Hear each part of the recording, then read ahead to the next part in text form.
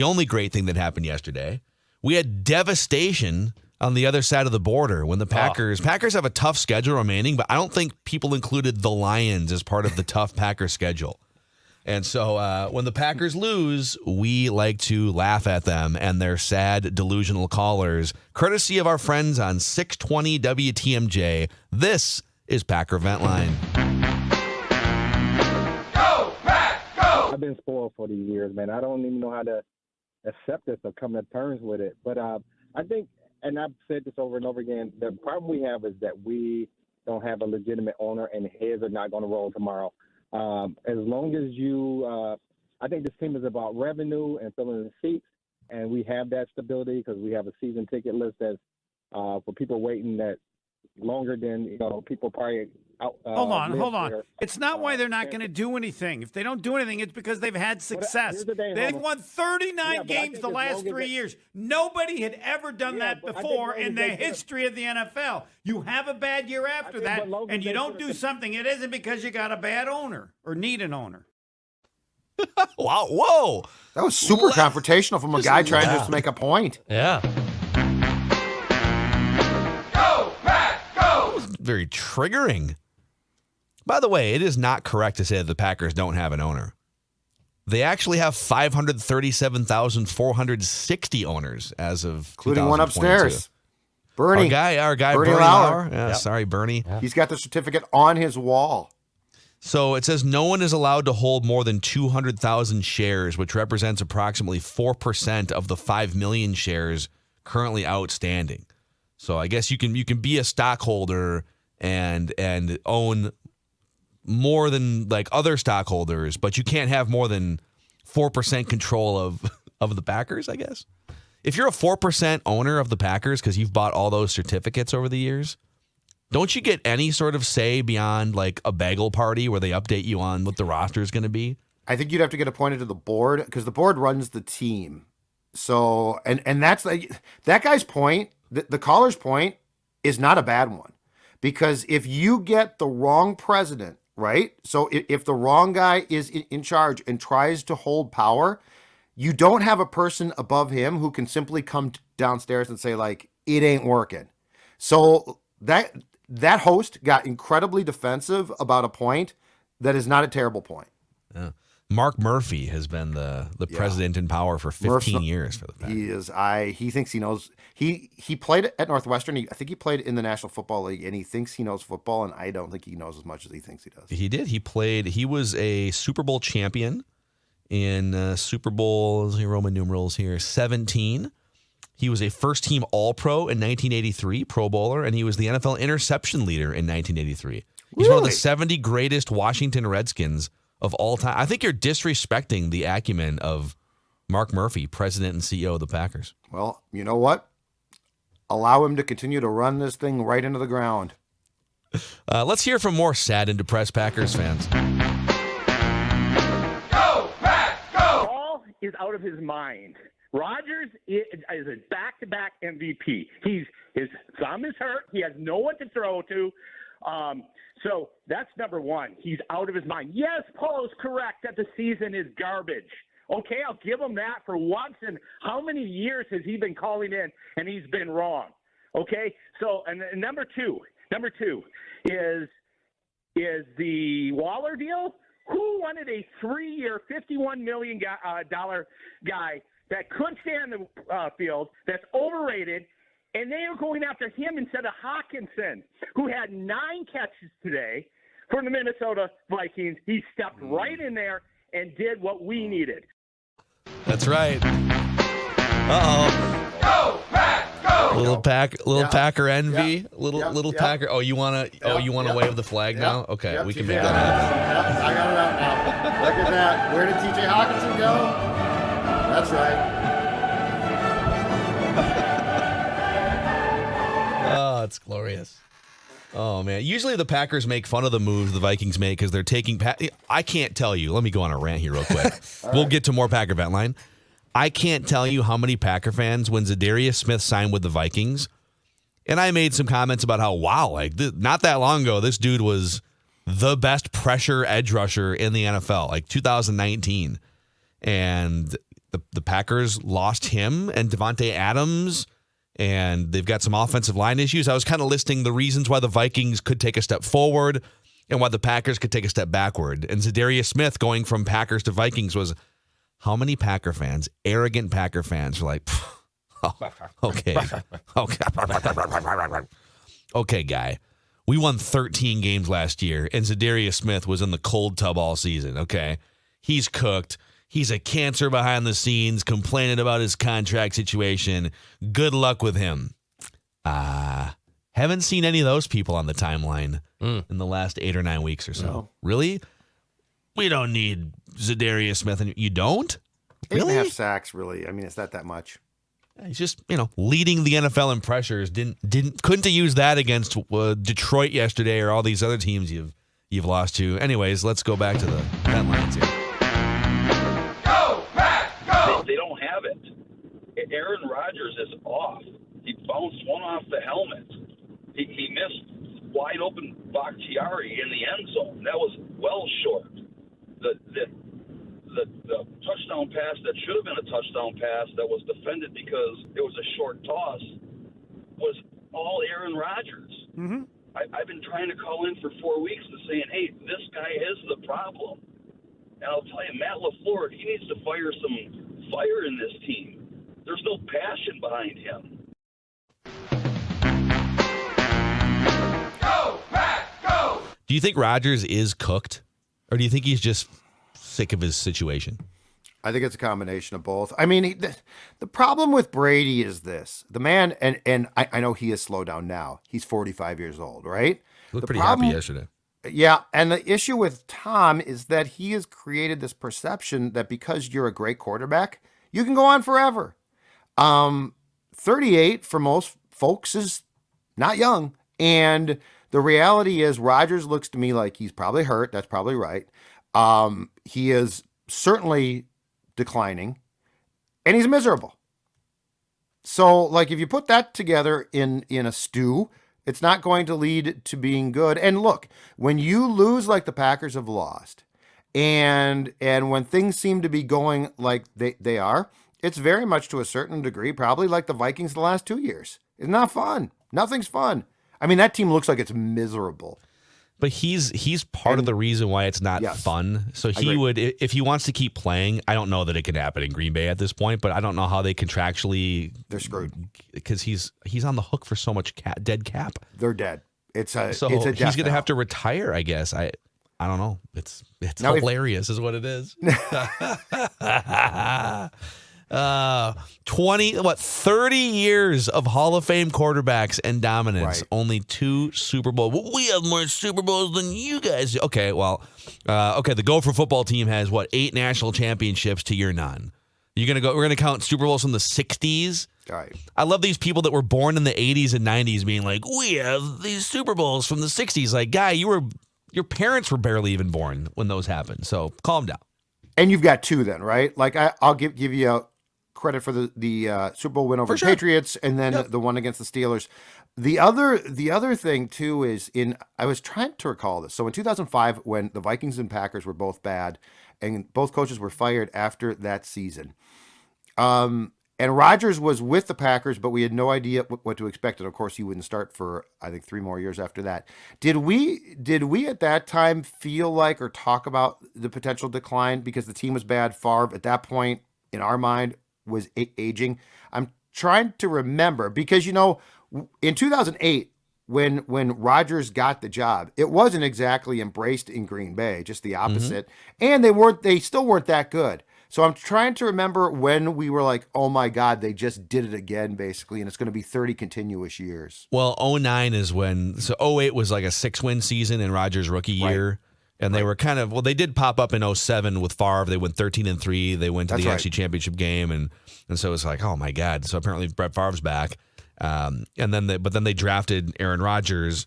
So I'm sorry, they drafted Rodgers 2 years before the 2007 season. But if I remember right, Rodgers came into a couple games and looked pretty good, just like in blowouts or whatever. It was a Dallas game. Favre got hurt. You're right.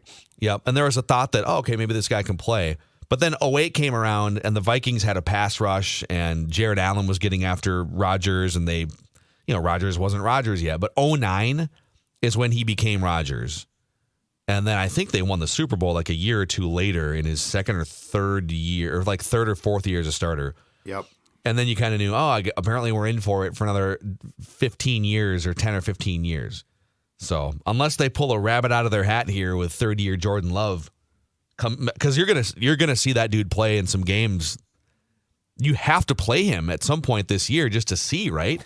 You're not going anywhere. They're so dysfunctional. I have no idea. Yes, you are. I would think that you're right.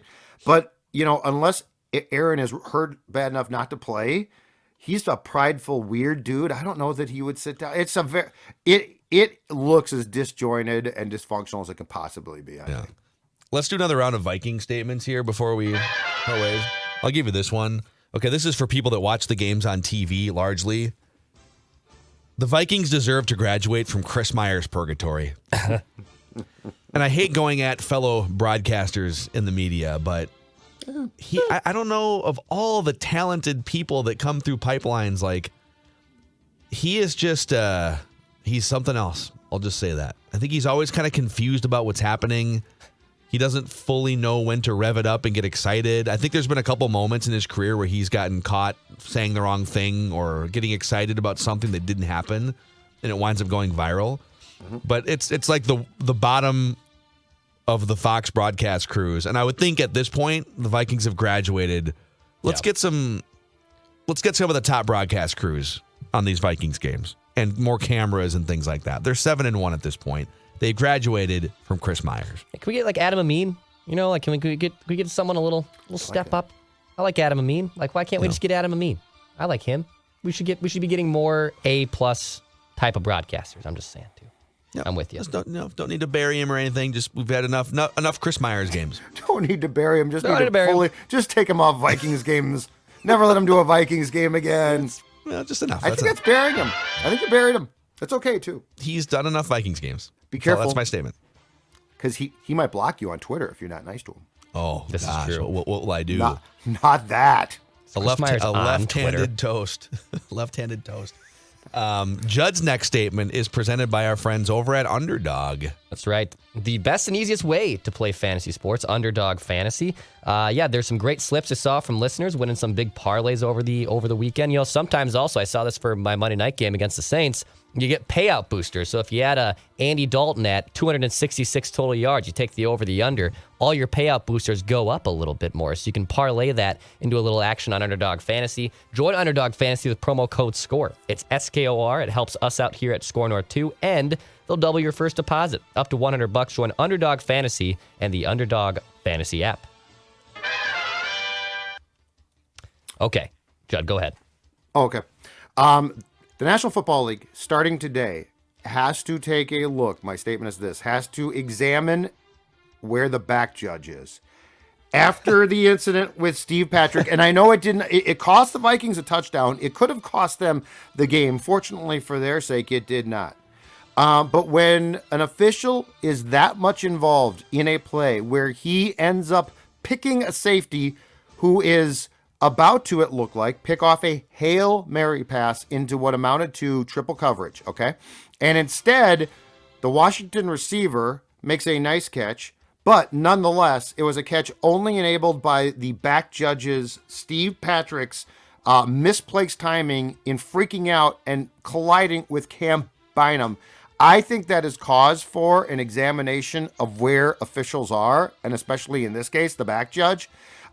Because God forbid that were to take place in a key playoff game or a Super Bowl. Oh. And I mean, maybe the guy has to be fired. I don't know. He might just be an incompetent doofus. But if the reality is that there's any chance that can happen again, you've got to at least take this as a cautionary tale. The NFL, the statement is this: the NFL needs to examine where the back judge is to make damn sure, because that should never happen. That's not interfering a little bit with the play. He made the play for Taylor Heineke. And we needed like Jim Ross on commentary. Yeah. By God, that's a dial judge. By God, it's the judge. Like in these storylines where the referee turns on a wrestler or something. Like, oh, he's got a chair. Yeah. Oh God.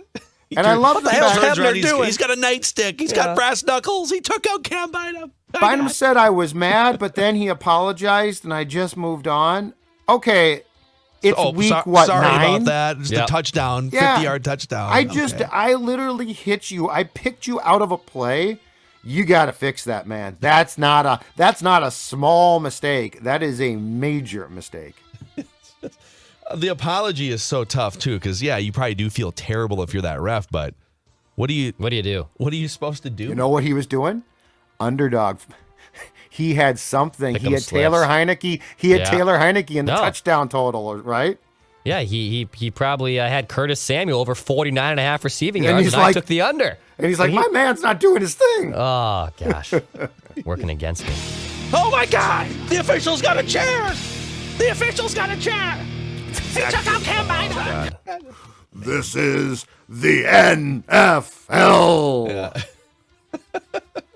All right, back to Declan here for a statement. My statement is please, honestly, just give me Josh Allen. So he's hurt. His elbow's hurting a little bit. He even said, when your quarterback plays like bleep, you're probably not gonna win him many games. So obviously saying to himself that his injury and his play overall yesterday was so poor. That's why the Bills lost. So he is battling a little arm injury. I know the quarterback behind him is none other than Case Keenum.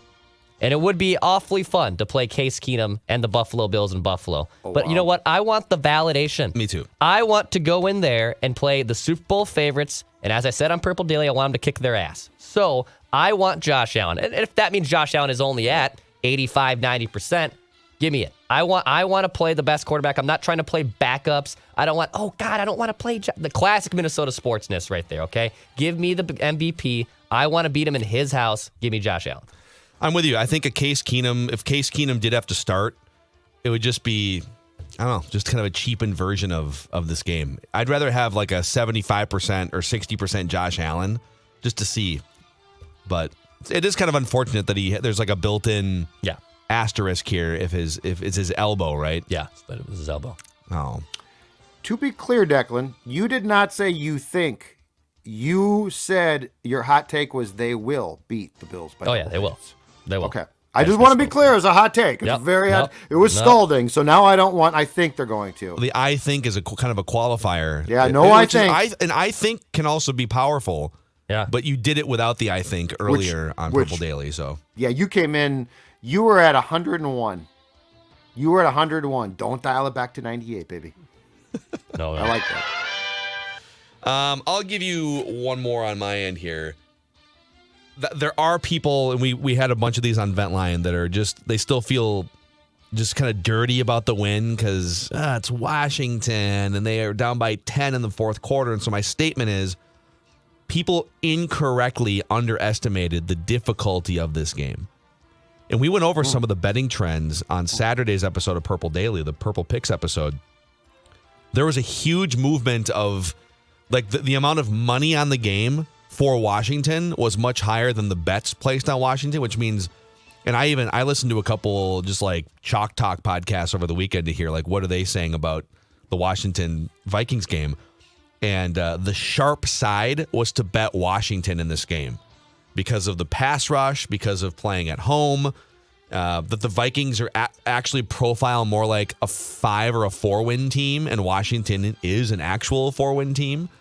That this was supposed to be a much tougher game than maybe a lot of Vikings fans say, the Vikings are 7-1 and Washington's a garbage dumpster fire franchise.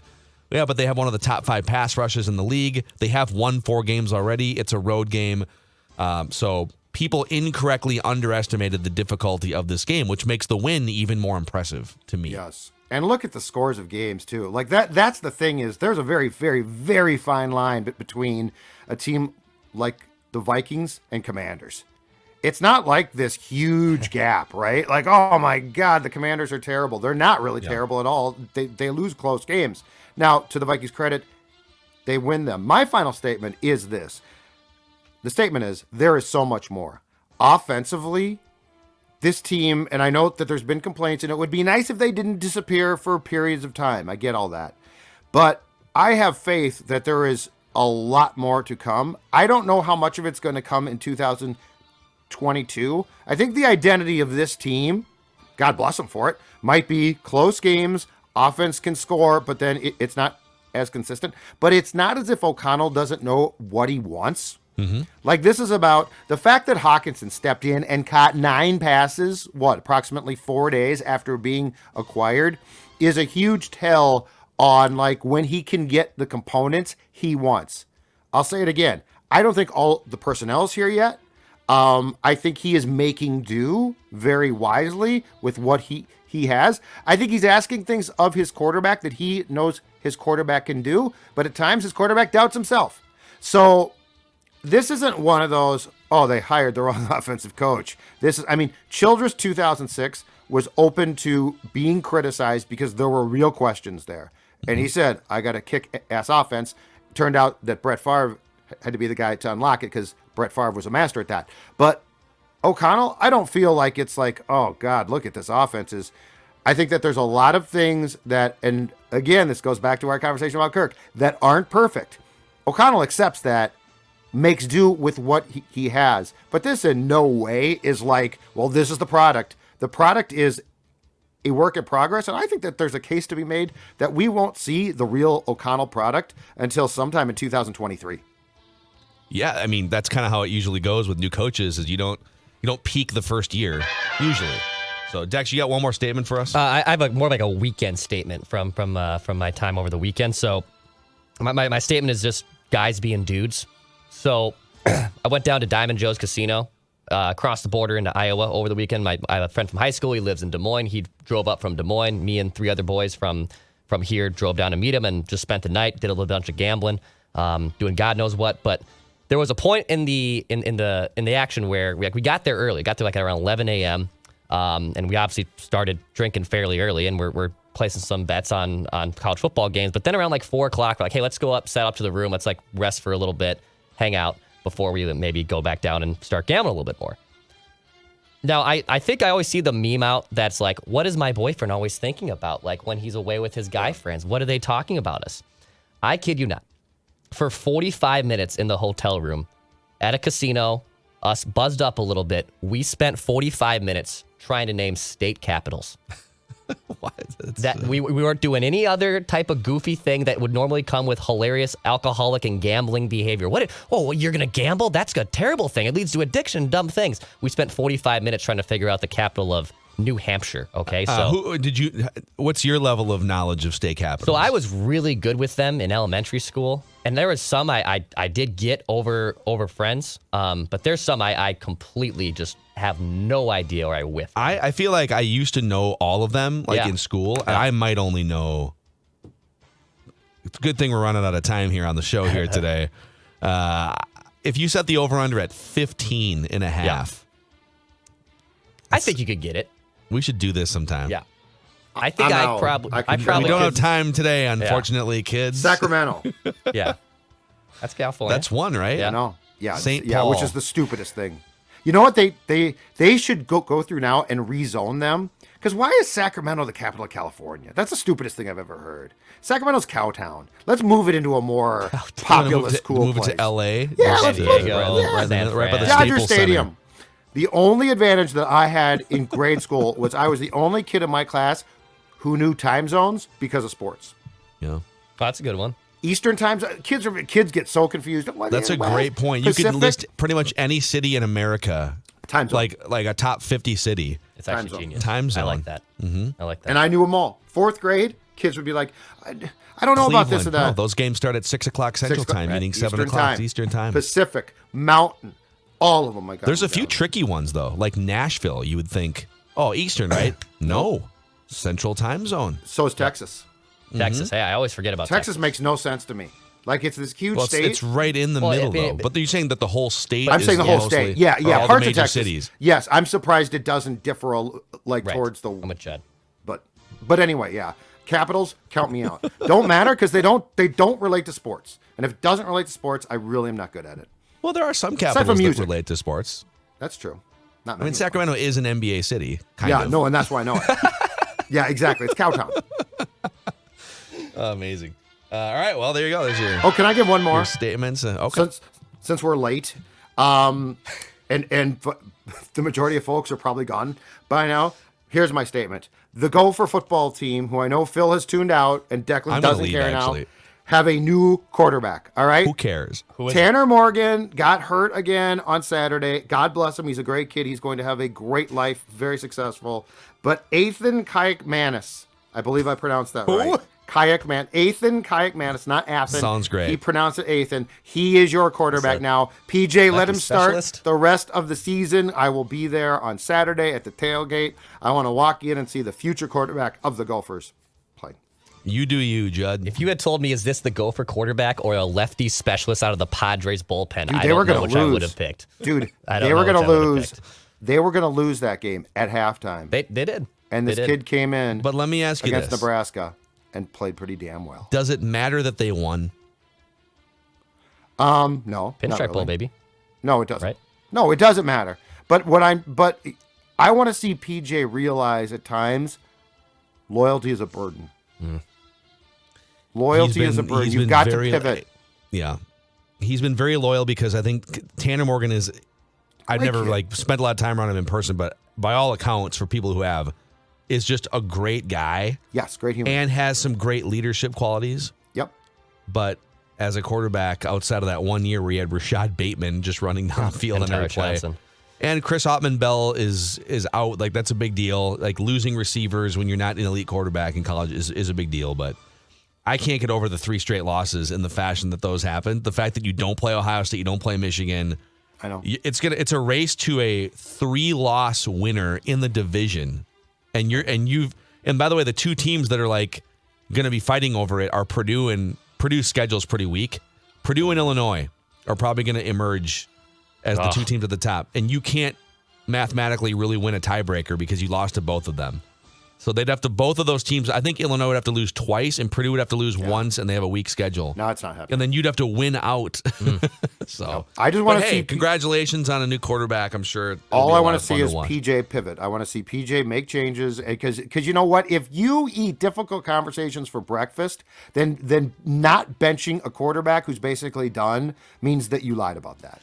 In fact, I'm going to say something here. I don't know that we've done this because we just kind of abandoned the Gophers, but I just want to apologize to the entire Mackey and Judd audience that I am misled after the first 4 games. I'm sorry. I got really excited. It's my fault. If you felt misled by me and my excitement, I will own that. I am sorry.